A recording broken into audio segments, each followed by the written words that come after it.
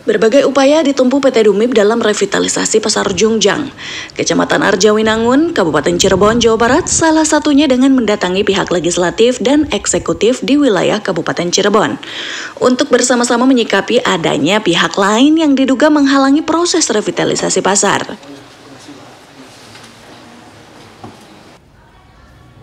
Menurut Direktur PT Dumip hingga saat ini pihaknya telah berinvestasi sebesar 31 miliar dan melakukan pembangunan pasar lebih dari 55%. Lebih lanjut, Direktur PT Dumip menjelaskan bahwa terhambatnya pembangunan ini tidak hanya merugikan pihaknya, namun merugikan berbagai pihak termasuk pedagang dan pengguna jalan.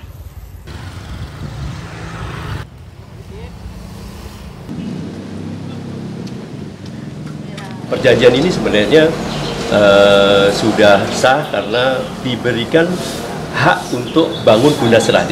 Konsep aturan di dalam bangun guna serah itu bangun harus selesai dulu, baru kita gunakan dulu, baru bisa diserahkan. Kalau ini tiba-tiba dipotong tengah jalan itu bukan konsep bangun guna serah karena kita tidak dibatasi oleh waktu. Jadi waktu itu hanya dibatasi karena kalau sudah selesai bangunan itu.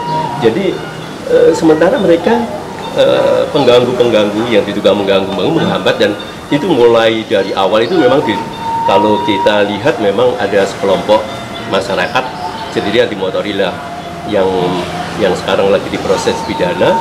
Kita juga meminta mempersyaratkan kepada pemerintah desa untuk membuat surat pernyataan baik dari pedagang maupun pemerintah desa sendiri, karena di situ sebenarnya sudah ada kesepakatan bahwa semua masyarakat sosial bertanggung jawab.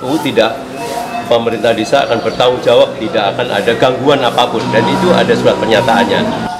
Terutama bagi kami, saya sebenarnya tidak memikirkan saya aja, masyarakat di sana, para pedagang itu omset dengan berdagang di tempat yang tidak representatif lah ya, itu pasti turun, penjualan juga turun, lalu lantas dengan panas dan lain sebagainya, dia pasti turun, dan kemampuan daya beli mereka juga sudah mulai turun lagi. Di situ tidak menarik.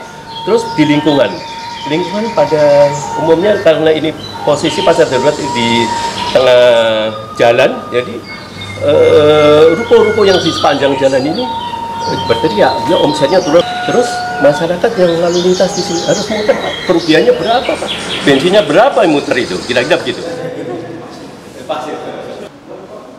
Pihak kuasa hukum PT Dumip terkejut dengan diterimanya surat pemutusan kerjasama secara sepihak oleh pemerintah Desa Jungjang pada 17 Januari 2025. Pihaknya menerangkan bahwa hal ini merupakan perbuatan melawan hukum.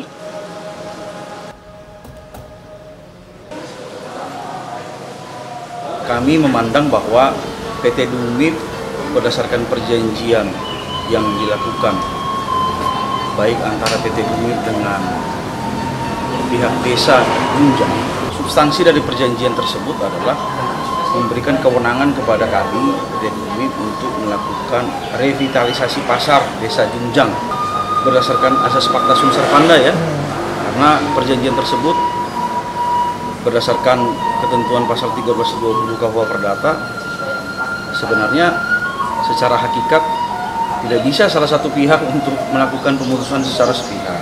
Baik itu kabupaten, pemerintah kabupaten maupun ke DPRD Kabupaten Cirebon, kami akan mensurati, kami akan bersilaturahmi, berdiskusi untuk bagaimana yang terbaik untuk selanjutnya terkait masalah pembangunan revitalisasi pasar Desa Jungjang. Pada Senin 10 Februari, pihak kuasa hukum PT Dumip menyerahkan surat dan dokumen ke berbagai pihak, diantaranya DPRD Kabupaten Cirebon, kantor Bupati, pihak kepolisian, hingga kantor Desa Jungjang.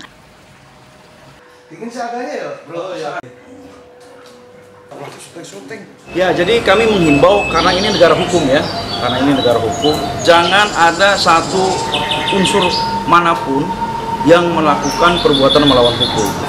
Bila mana ada orang-orang atau unsur-unsur atau anasir-anasir manapun lah yang memang berkepentingan untuk mengganggu proses pembangunan revitalisasi pasar, kami himbau untuk berhenti sejak saat ini.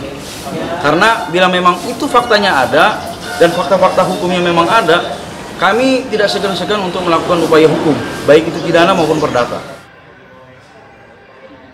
Dari Kabupaten Cirebon, Jawa Barat, Tim Liputan Smart Media mengabarkan.